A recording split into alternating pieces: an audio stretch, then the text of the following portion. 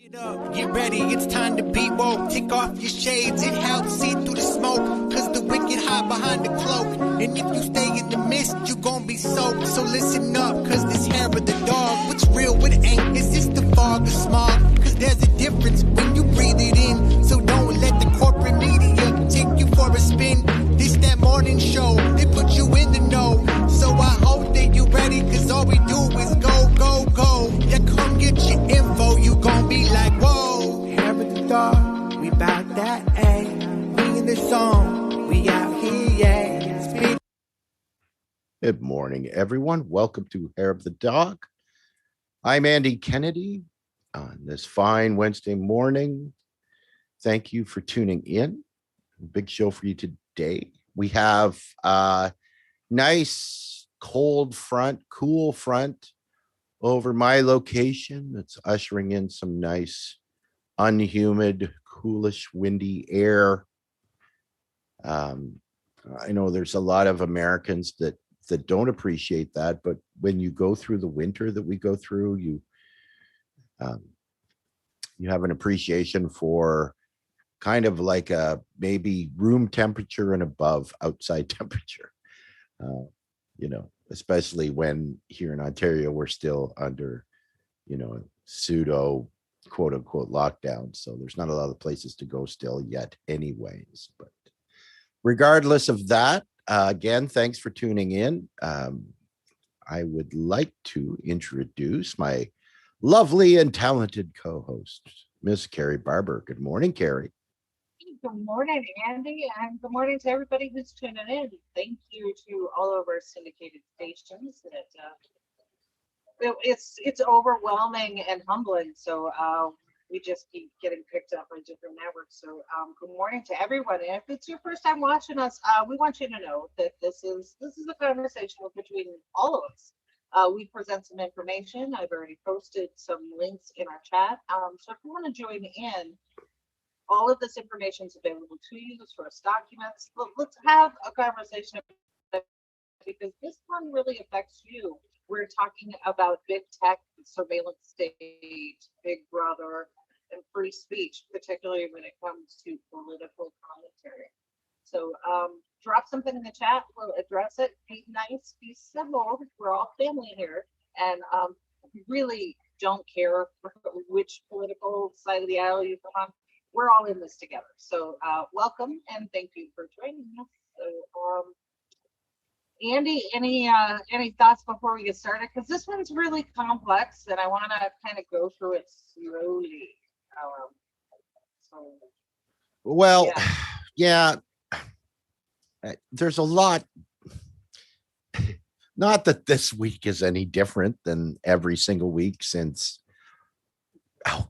2016, but there is a lot going on right now politically that people need to be aware of and what those implications are, because we're in a world of spin right now, right, where everybody's got their spin on how they want to portray the news and what it looks like, and you're getting it from all angles, and we understand that it's difficult to to weed through the chaff of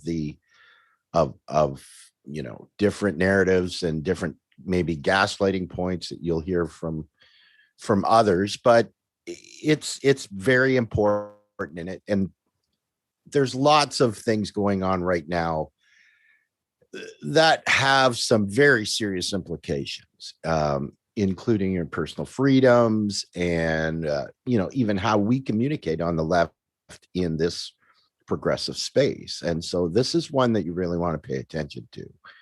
And so I think that's a good segue to start, Carrie. What do you say we get into it? I sure do. So first up, let's round this out in context, right? So for those of you who follow Rome Bathia, who just called me, Rome, we're live. I cannot take your call right now. But Rome has been harassed online in an unusual way. He is being targeted by a bot farm, and he's got some allegations that it may be actually funded by a larger group. But we've seen it, and I've seen him on a large broadcast on Fred Hampton Leftist, where there's a huge spike in comments, and they're all bots. Bots meaning it's computer driven. Somebody is orchestrating all of this. So I just want to call back to remember, you know, it's not supposed to be legal or ethical, but yet it's being done and heavily financed, particularly by political operatives. David Brock is one of those. So I did post a link in the chat. If you're not familiar with who David Brock is, David Brock was a Republican opposition research fellow who came with, I said Republican, who came with Bill Clinton and Hillary Clinton and then switched parties. He didn't switch his tactics, but he started working for Hillary Clinton in the 2015-2016. So he is the founder of Media Matters for America, American Bridge, the 21st century. And then he started an offshoot company that was nothing but troll farms. And they were working on behalf of not only Hillary Clinton, but they had been working for Biden as well, allegedly. So all of this activity goes into manipulating political free speech and elections, but that apparently is okay. There's no law against it. Nobody's brought anything against it. You can complain all you want. He's David Brock. He's got backing from real big folks. So Roma Theo is going through something similar right now, and I've reached out to him to see what kind of information he's got. And it led me into this research that I have been doing. This topic, this particular case and topic that we're going to talk about today, came from one of our longtime viewers, Mike Tollers. So good morning, Mike. And these two things kind of go together in a third context. So we have private actors, private citizens. Well, where's big government in this? And this is where I want to lead into it. So I did post a link this morning, the White House briefing. We're going to start there. So the White House briefing memorandum, this came out on June 14th, 2021.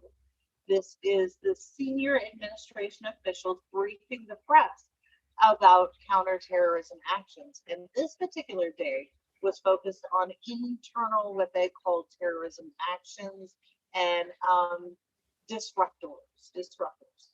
What they were actually talking about, and they've characterized it as far left, far right.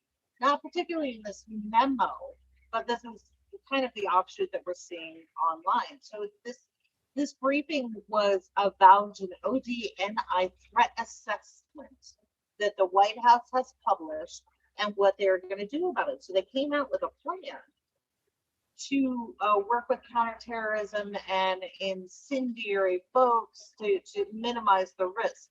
So this is the Department of Justice, the Federal Bureau of Investigations, and Department of State, intelligence officers working in tandem with the White House to mitigate what they see as a risk from some of these groups.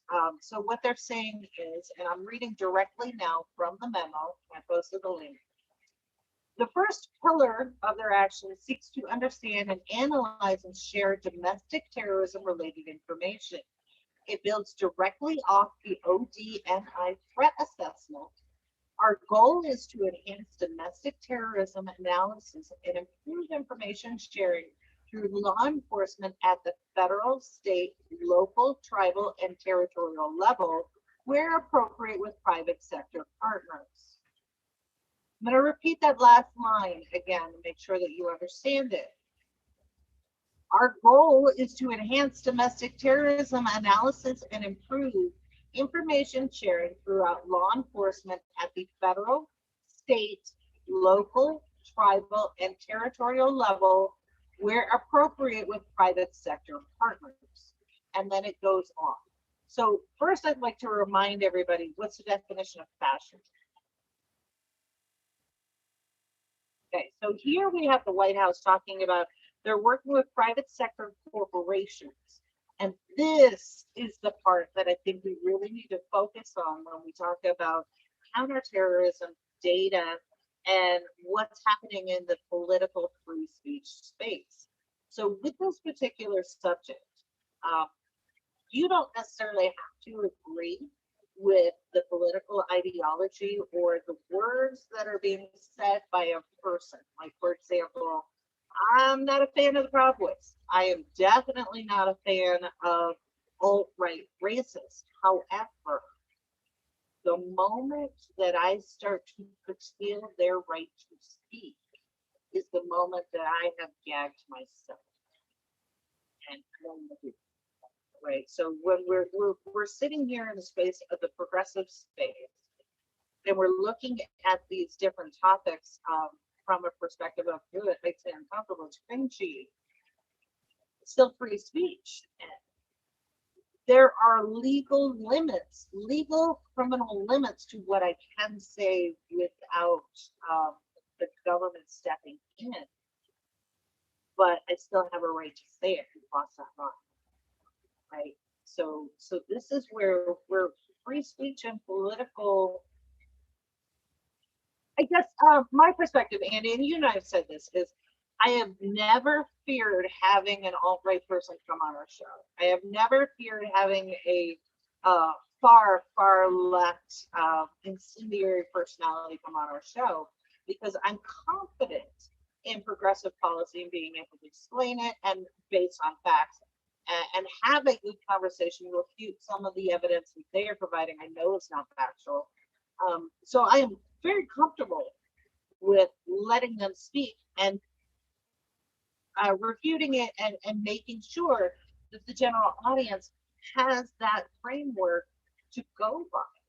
Yeah, absolutely, right. It's an exchange of ideas, right? But that doesn't imply that the ideas that we're exchanging are necessarily good or productive.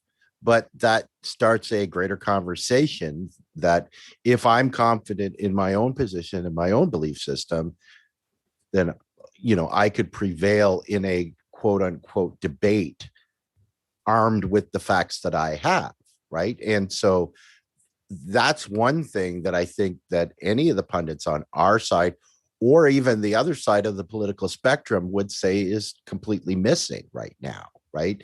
This full cup, closed-minded, tribalist divide that separates the U.S.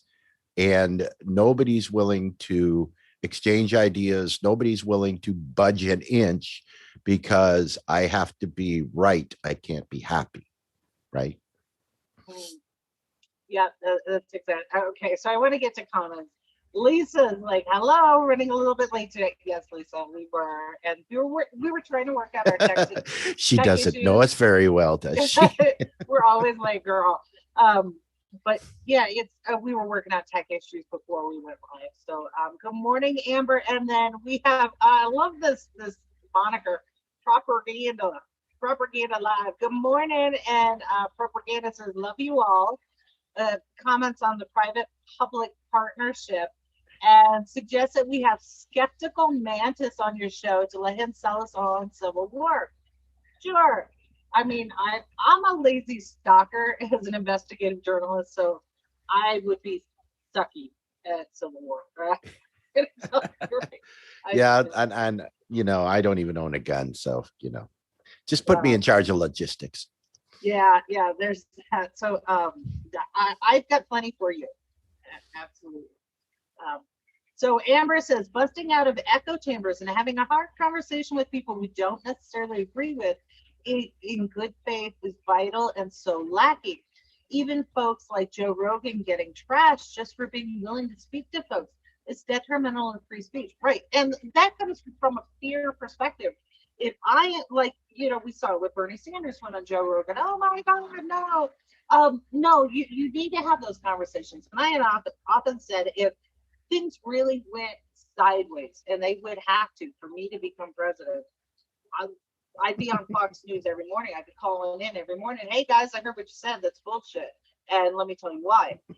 So when particularly on the left, when Twitter canceled the account of former President Donald Trump and everybody cheered, I was like, oh, because people on the left they are bombarded with all of these negatives for the opposing team. but they don't see what's going on, particularly in the electoral space, for good progressive candidates who are challenging the corporate incumbents. Whatever they're doing to the Donald Trump types, it's far, far worse for progressive candidates. And people don't see that part of it. Absolutely. That's, the minute the people that we had people cheering that Donald Trump got thrown off of Twitter, that exact second is when you gave them permission to throw you off Twitter as well. Yeah, just for your political free speech. So there's a concept here in the United States, again, in the political space.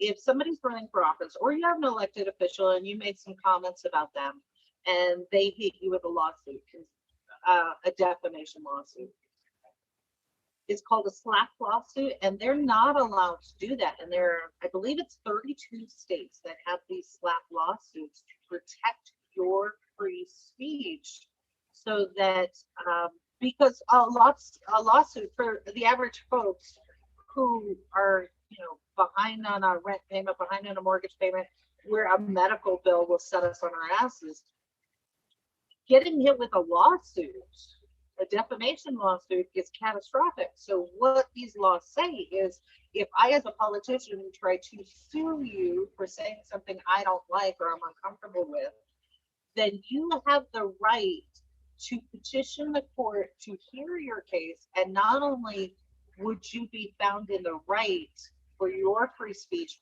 but then I have to pay for your legal and damages and everything else.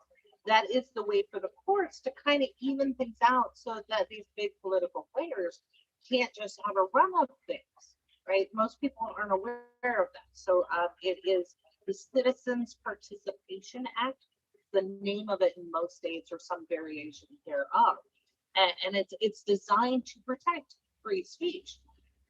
So what we have now is a situation where we have private corporations who have in court said that they are merely publishers and cannot be held liable for what someone else says, now acting as the arbiters in political free speech to remove accounts.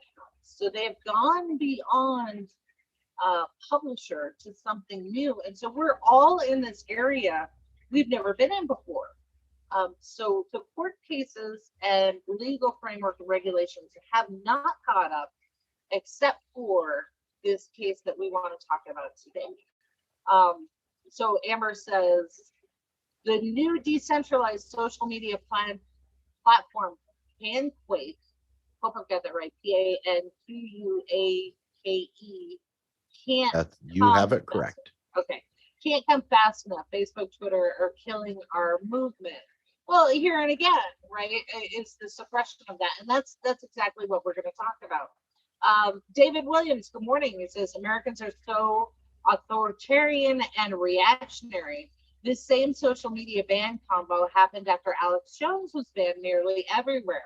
Leftists cheered on that too, and then got banned themselves. That's exactly right. So all of this ban, and then it's the arbitrary rules on this private corporation. Like, if Rome, going back to Rome, how many times has Rome been banned because of somebody else being butthurt about something he said, right? So and I think it's important, if you'll indulge me just for a second, Carrie, if you don't know who Rome is, and I think we're assuming that everybody does, and if you don't, then shame on you. But Romathea is identifies as a communist, originally from Detroit, is been through the ringer of living in that Michigan city of the place that American democracy has forgotten. And let's clarify. Rome grew up watching his friends die. Watching a 16-year-old friend die because he was tased to death. Well, but the thing that I wanted to bring up, that currently Rome is on a tour of different places in the United States where he's going there and having an event. He raises money himself by asking for donations and doing whatever, and then going out and buying supplies for people. having an event to give them out to, poor people or homeless people or single mothers or single parents or whoever, right? So this is someone who is very selfless, but very straightforward and very opinionated about his own life and what he does. But, this is just the kind of person that these platforms want to silence because they're completely against the centrist, elitist, apologist narrative that we see, that, the blue check marks get the majority of speaking points, right? That's exactly right. And let's go back to he's an out and proud a communist. Communists are one of those groups that is targeted as an extremist group. Why is that in a country that has political free speech? Right. So I am personally not a communist, but I believe that they should have a right to speak. Sell me on your ideas, sell me on your policy. Let's talk about that. But instead, just it's the C word that you can't say. So somebody like Rome is going to be targeted by the White House policy. And furthermore, even our broadcast talking about it, we can be targeted. And we've seen that over and over again. So this is where political free speech matters. And I go back to Donald Trump, who's still trying to overturn the election. And they had all of, so they had the recounts and the court cases, and all of them got thrown out. And then they had the audits. We just went through the audits. So he was still grumbling about, well, I could still be president. Here's the thing. Let him say that stuff. Let him say it. And we here on our program, because we deal in facts, we were like, okay, here are the 35 court cases. Here are all the Republican judges who threw it out. Here are all the Republican county clerks who certify the results over and over and over again. And the reason that's important is not just the pushback, but because the people are watching and we get the opportunity to educate them on how local elections work. It's not DC, it is your county clerk. Your county clerk, the person the person whose kids go to school with your kids and who goes to the same grocery store as you, same person that you elected. We get to have that opportunity to educate people so that they can see the grift when it's happening. Yes. And that's why it's so important. So important. So okay. So I don't know, Carrie, if you saw this yesterday, but apparently there was an announcement from House Leader Nancy Pelosi that said that she was starting a commission or some type of group entity that was going to investigate the January 6th incursion, right? And why is that important? Well, if you're looking in the rearview mirror all the time, you can't see what's ahead of you, right? We saw that with the 4 years of we have to investigate the Russian connection. Why did Trump win? Why is that significant? Who did what, where, why? The, Rachel Maddow-esque and MSNBC Russia narrative, right? Well, if you keep looking back, you're not going to look forward. And the DNC's game plan hasn't changed with the new administration. They keep doing the same thing to us, and people keep falling for it. Oh, yeah, that's you bring up a good point. And we learned this under the Trump administration. If there's a deflection over here, oh no, what's coming on the other side that we're not supposed to see. So well, they did that. We had 4 years of that, right? That even if you're still caught in that lesser of two evils argument about 2020, right? It at least was nice to not hear the voice as often, from the PTSD that hearing Donald Trump's voice now triggers a lot of people. I understand that, right? That's not what we wanted to concentrate on when that was happening, but at least it's nice to not hear it, right? Of having, well, Donald, you know, you did this and you did this and you did this. Yes, but Melania made me wear this shirt. It's the most horrendous shirt I've ever seen, you know. So at least we don't have to deal with that. Exactly. Yeah, we have a kinder, gentler version. So no, I'm not going to say they're the same because they're, you know, we call out the celebration when it happens. But okay, so let's get back to our topic at hand, and I want to remind people of a Wall Street Journal article that came out. I did post a link to this. This was in September of 2020. And the title of this one was Twitter Partners Alerts Highlight Divide Over Surveillance. So this goes back again to Twitter's role and your information on what you post and whether you yourself are an extremist. And this goes to the Black Lives Matter protests. So those protests were about due process and equal protection. Those should not be extremist views. These are guaranteed rights under the Constitution. But because people were out there challenging why those rights are not extended to every citizen, why qualified immunity cancels out our constitutional rights, those were extremist views. So what was happening is Twitter, in this particular article and in Congress, oh, by the way, in their congressional hearings, they were saying that we don't share that information with government surveillance, the apparatus. But what was actually happening is they were giving the information to their Twitter partners, who I'm pretty sure paid for that privilege. So it was a revenue stream. The Twitter partners were more than happy to give it to government surveillance agencies. And what they were doing was the data partner was selling a service to law enforcement and other agencies isn't clarified, so it could be anybody, that monitors Twitter on their behalf and provides alerts that includes information about potential demonstrations and possible criminal behavior. So it is not criminal to go out and protest. It is not criminal, Andy, to shake a fence. Yeah, that is not violence. And yet we saw what was happening.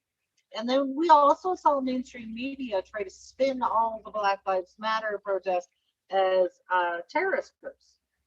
So here and again, you had Twitter acting outside of what they said they were, which was just a mere publisher. They were working in concert through a third party to provide that information to law enforcement before things happened, right? Before you broke the law. They didn't do it on the January 6th thing, but they did it for the Black Lives Matter. So this was September 2020 when this was happening.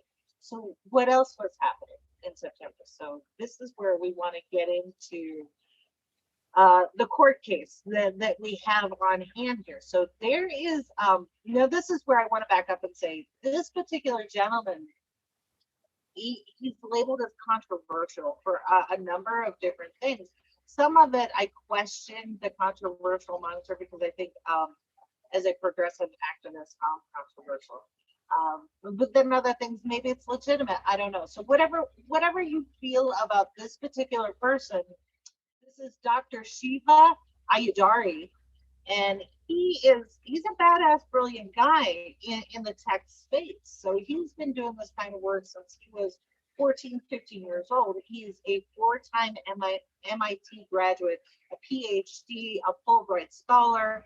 This guy is off the chart smart when it comes to tech, maybe not so much in other areas. So we need to do a better job as people and not assigning brilliance all across the board. Like,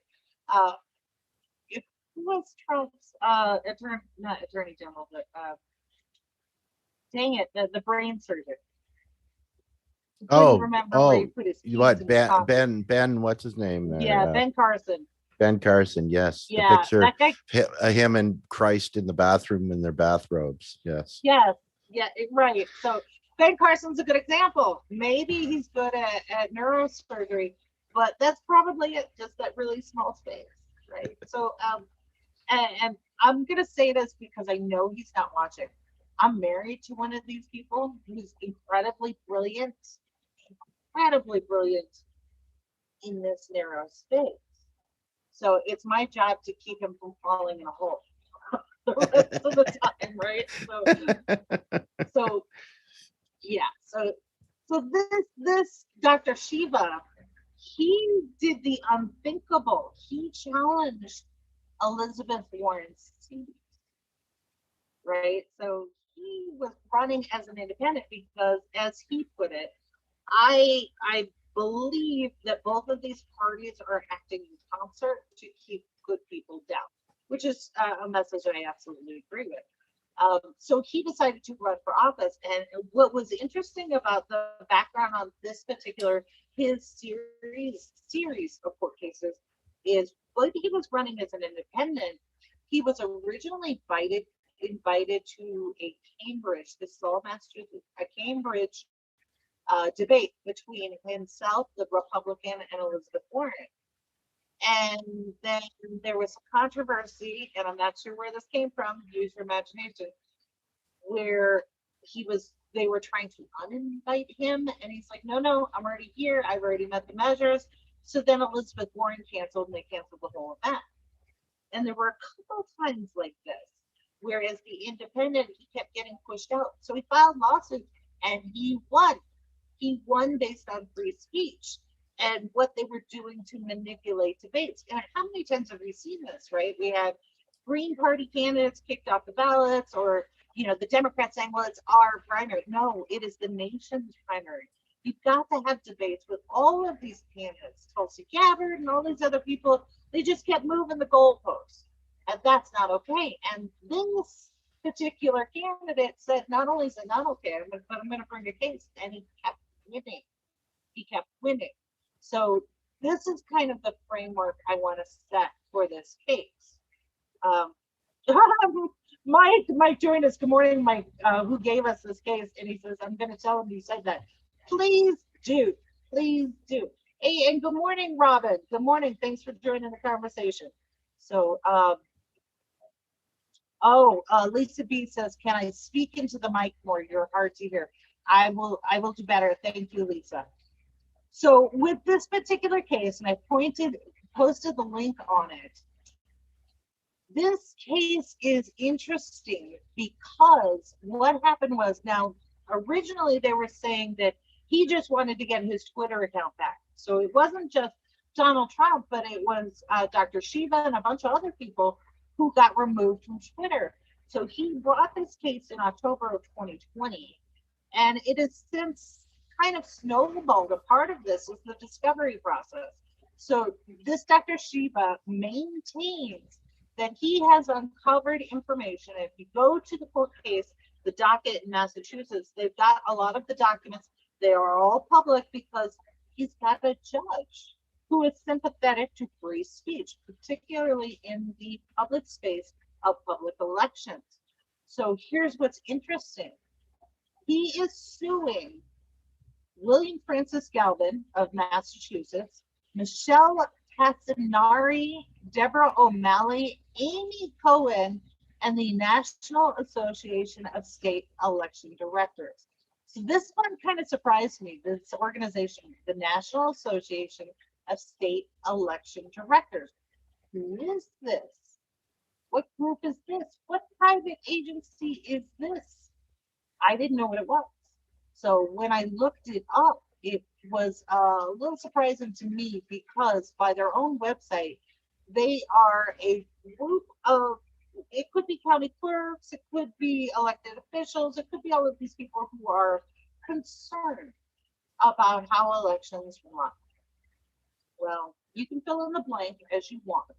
So I always chase down the money when it comes to this. Follow the money, right? And on their website, they list it clearly. And if you go out to their FEC filings and their IRS filings, they are 501(c), which means all of their documentation must be publicly available. So if you watching this particular broadcast decide that you want more information about this non-for-profit agency, you can write to them. They have 7 days to respond, and you should get the information you ask for. If you do make this request, make sure it's very clear and concise, and you have your date field. So whether it's from Monday to Friday of this week or whatever date you put in, you've got to be very specific when you make this information request. And it can be, I'd like a list of your donors from 2001 to 2020, or however you want to word it. But every nonprofit must comply. Yes, legally, they must comply with that request, and to the detriment of themselves if they don't, because then their 501c3 is in jeopardy. Yeah, could be fines up to and including $1,000 a day. So the IRS outlines all of that on their website. Go check it out. So when I looked at their corporate partners, the ones that they list on their site, which I've also included the link to, their gold level is Democracy Fund. That's a nice little pack. Silver level is Cyber Defense and Democracy Live. Vote Tech and Ubico. That's an interesting one. Bronze level, Amazon Web Services, Ballot Tracks, Dominion Voting Systems, Election Systems and Software, Fort Orange Press, OPEX Corporation, Runback Election Services, Votas, and VR Systems. Those are the ones that they advertise right there. So what is alleged that this particular board was doing? Well, this doctor in his court case is pretty clear. He's saying that they have colluded. What happened is, he says they colluded in Massachusetts on behalf of Elizabeth Warren to manipulate what voters had information to, and that includes his campaign, debates, all of these things, and up to and including his own Twitter feed. By asking Twitter, a private corporation, to remove tweets, therefore, and he actually puts this in his complaint, acts as a cat's paw for quasi-government and outright government agencies and officials of the government. All of that is highly illegal. And it goes to the larger question of free speech. So whatever you may think of this particular individual, right, left, in between, QAnon, red pill, all of that, set it aside. This case may have legs. And the reason for it is because it asks the question, if a government agency or a government official is using a social media platform to suppress the free speech of an individual and or candidate, is that a violation of civil rights? And if the ACLU is watching, they would be all over this case too. Absolutely, because here's what's interesting. Here's why I think it has legs. We've seen these cases before. Like my own court case, we brought up a similar question about who actually owns elections and political free speech, all of that sort of thing. But we couldn't get the support. Weird. This guy can. Not only can he get the support, but he's got a judge that understands the implications of this question and says, we've never seen anything like it, that this case may set precedents. And oh, by the way, since these government officials are getting their legal defense paid for by you, the taxpayer of Massachusetts, I am going to appoint you a court-funded attorney. So that's what's happening, that level playing field. Because if you've ever tried to bring a civil case, it's expensive. Especially as a candidate trying to do ballot access or whatever else, you better have at least 60 grand set aside for that case. And here the judge says, I am going to remove the financial burden from you. And I want this to go forward. I want to hear it. And oh, by the way, all the documents are now public. This is a big deal. Yeah. So, Because okay. it is, as you said, Gary, very precedent setting in the way that the DNC had the Green Party thrown off the ballot in Wisconsin, and any of actions that has happened that are similar to that. This is very overreaching consequences of any of those situations. Yeah, yeah, exactly. So Lisa said she's actually met Dr. Shiva while he was campaigning and wasn't impressed. I'm no Warren fan, but yeah, it's lame. She would debate him. True, true. I mean, you have the courage of your convictions, stand up there and stand for debate.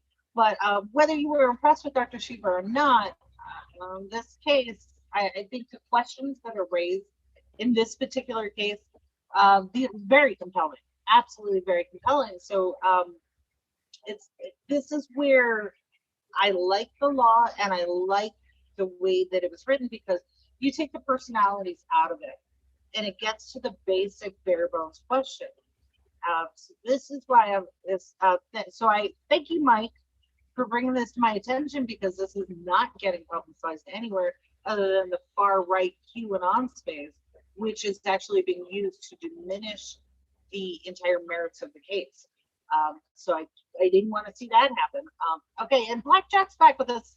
Thank you, Mr. Jack. And Blackjack says, so snitching has now been commodified and marketed for profit with the clear intention of circumventing the spirit and letter of our civil liberties, late stage capitalism, and empire collapse. Yeah. Well, okay, we're selling water. We are literally okay in Michigan. They got $200 from a major corporation to leach their natural resources that are required for life, and oh, by the way, profit in other areas. This should not be a surprise, right? So yeah, absolutely. It's commodified all of it. So you are the Right. product. Well, that's the one thing that we understand about capitalist markets is they always need to be expanding, right? Because shareholders are the most important aspect. Yeah, absolutely. So there was one article I did post here which kind of cracked me up. This was from Universal Hub, not a publication I'm typically familiar with, but they tried to post. I'm not going to call it a hit piece on Dr. Shiva, but they were kind of snarky in their titling of how they cover this. So this was from May 21 of this year, and they titled it "Man Who Really Wants His Twitter Account Back Gets Court-Appointed Lawyer to Take on This Increasingly Convoluted Conspiracy Case."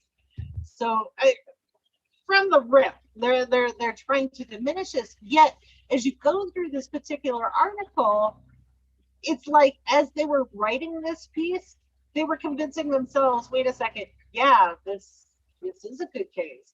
So by the end of it, even they are like, yeah, they this could work. This absolutely could work, because the merits of the argument, however flawed, do bring up some very good questions that we have yet to answer. Are these public spaces, the public squares, protected? If so, then even the private corporation who has created that public space cannot prevent somebody from speaking in it. So imagine Twitter is a public square, and you've got Donald Trump bringing out his little soapbox, and you got Nancy Pelosi bringing out hers, and Nancy Pelosi's like, I don't want him talking over there.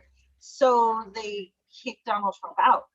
That's illegal in the public physical space. Why is it okay for Twitter to do it? Because it's a private corporation? No.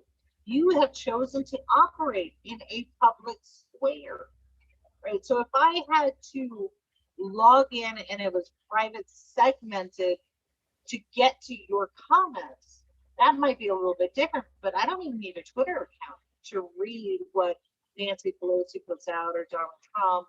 And in fact, all of these agencies have taken the same tack where AOC, Jayapal, all of them comment about their personal thoughts on public policy in these spaces. That makes it a public utility. Absolutely. Absolutely.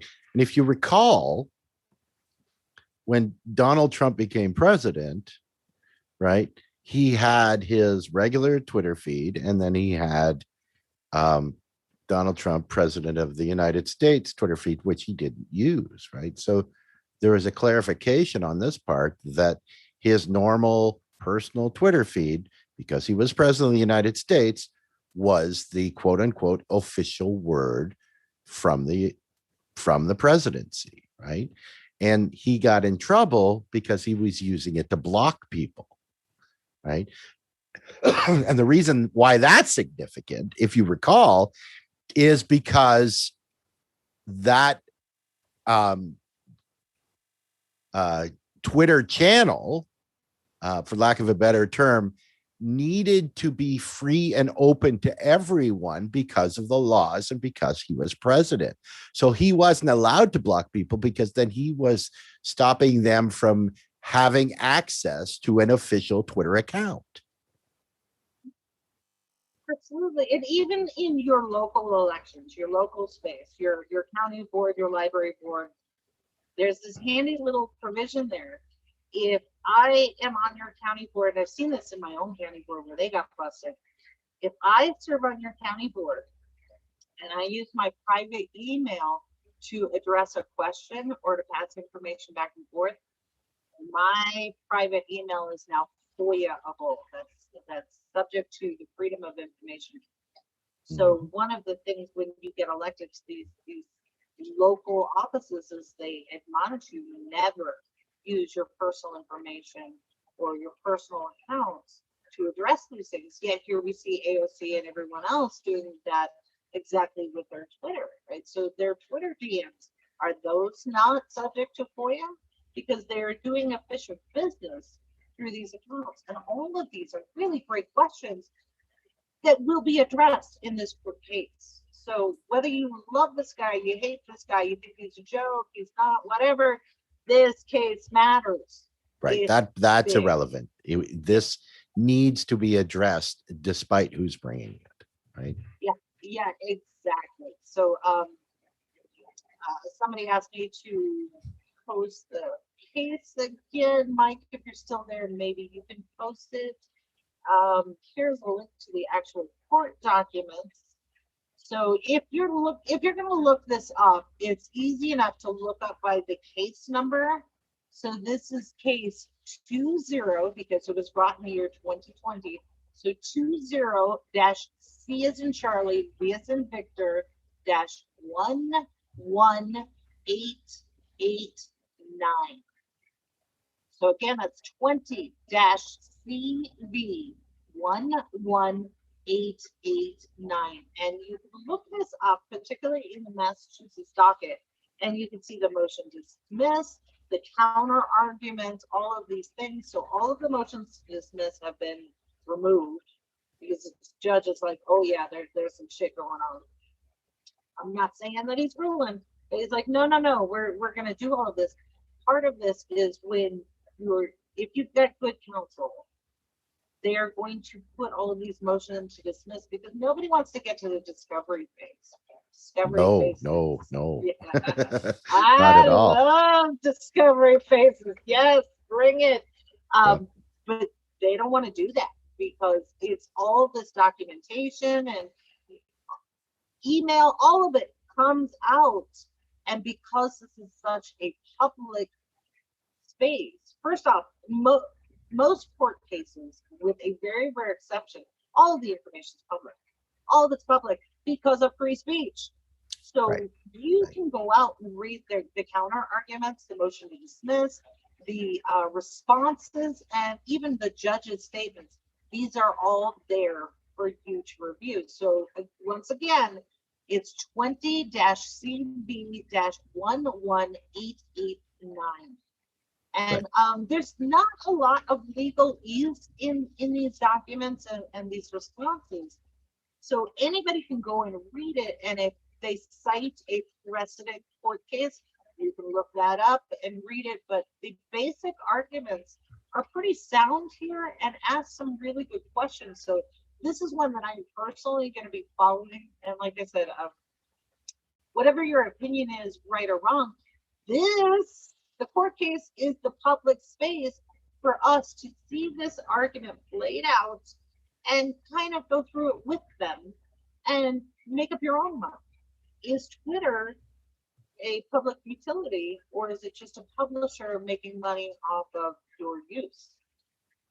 Absolutely. Absolutely. And that's why all of the different aspects of this case are so important, and why it is so exciting to watch this, right? Because you've got the fact that you have the freedom of speech laws, not just for, the average person, but for candidates, because they are more robust, as Carrie has mentioned, as well as the fact that these nonprofits are subject to disclosure laws, which are more robust than any other, corporate or business entity out there, and including the fact that you have a sympathetic judge in place. So this would be the perfect storm of a possibility of getting the proper result for this, right? So if it doesn't come from this case, it probably won't. That's why this is such an exciting endeavor to watch and to keep your eyes on as it unfolds. Yeah, absolutely. And Facebook user, I can't see who you are, but they say all of the different aspects of this case are important. Absolutely, because for my point, I didn't know who this quasi-government election authority was. I didn't know. Now I know. So this is something I'm going to keep an eye on. What else are they doing? What are they getting into? Because as far as I understood it, I, as a voter in my state, get to elect my county clerk, and I get to look at all elections are at a state level, administered by your local county clerk and their offices. So I have a say, and I have direct oversight over that. So who is this other group that is trying to? I'm not sure what their role is, but I'm uncomfortable. I'm personally uncomfortable. You may be totally okay with it, and that's okay. Oh, hey, it's Mike Patino. Hey, good morning, Mike. Hey, Mike. Yeah, so that's one of the things that came up in my research on this, and then also the court documents themselves. This is a really good way for you to become familiar with how the court cases work, what is publicly available and should be under free speech. And then I am kind of contemplating this as I was reading through it. I was like, wait a second. Is Twitter not the same as the telephone, which is a public utility, right? So I can make a phone call to Mike, and I can have a conversation with Mike. That's public utility. If I say something that is illegal, like if I make a threat or anything like that, then Mike has the option of reporting that. And then, of course, in some states, a lot of states, it's a one-party record. So Mike could be recording the call without my permission, but Mike is aware of it. He's one of the two parties. So he could take that information and he could, make a complaint, right? So is Twitter not the same? So I can post any damn thing I want. Doesn't absolve me of consequences of what I have said. And those consequences we have put into the criminal sphere. Yet Twitter has decided, because they're a private corporation, that they have community standards that are not published or arbitrary and change daily, or at least allegedly seem Right. Not to mention, if you tweet anything that's cringeworthy, be ready for the onslaught. Well, then that goes back to what we opened our show with, David Brock and his bots, right? So that's perfectly okay. Yeah. So ask Steven Crowder right now how Twitter's doing. Yeah. Well, that dude. Yeah, that's an entirely different subject. I want to. Yeah. Okay. Absolutely. So I hope that this at least opens the door and gets you some exposure onto what free speech is, what it could be, and maybe get you thinking about what is public space and what isn't. even in the context of a private corporation who's profiting off your views. So I do want to thank everybody who joined in. Lisa, Robin, Mike, two Mikes, and then Blackjack, who always brings really good points. So thank you for that. David Williams, Amber, good morning, Amber, and I think I said Lisa twice. We just, so many of you make these conversations really compelling and worthwhile, and I so appreciate the feedback and your comments, even when you don't agree with us. So I really appreciate that. It's good to get the brain working, and I hope that you too will follow along with this case and let other people know about it, see what they think. Does it have legs? Does it not? So Lisa says, breaking through the irrational mindset that EW, I haven't had enough coffee. What is EW? That EW can do no, Elizabeth Warren, thank you. That Elizabeth Warren can do no wrong, and making people care about the implications of this case won't be easy. As educated as people are here, the cult of personality is strong. Then my suggestion, Lisa, is drop Elizabeth Warren out of this because she's not a named person in the case at all. She's not named. She is her campaign and run set up the conditions, but she is not named as a defendant in this case. So with that cult of personality, you need to do nothing with it at all. That's right. She served her purpose to the DNC and now is fading into oblivion. Yeah. So there. Yeah. So Andy, that's all I got. It's a huge complex case. It's a huge complex issue. This is again us just scratching the surface. Hey Holly, joining late. What's up, girl?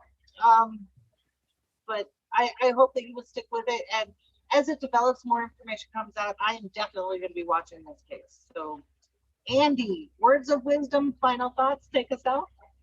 Well, I'm looking at the time and thinking that we've talked for long enough, and personally, I'm annoyed by the fact that I got little or no sleep last night. So no, you don't get me today. Sorry. Fair enough. Fair enough. Well, I'll make you. I'll gladly pay you Friday for a cheeseburger today. How's that? With dad jokes on Friday, let's do that. Absolutely. There's always a plethora of those that are at the ready, waiting to make their little heads seen. But on that strange note, I will like to say again, thank you, Carrie, so much for your due diligence in your investigative prowess and your reporting. It's always top notch in my books. And we hope here at Hair of the Dog that you have a lovely day and enjoy the rest of it. We will see you here bright and early on Friday morning. Take care. We bout that, ayy. Bringing the song, we out here, yeah. Spitting the facts, how it's supposed to be. Hair of the dog, we keep it G. Whoa.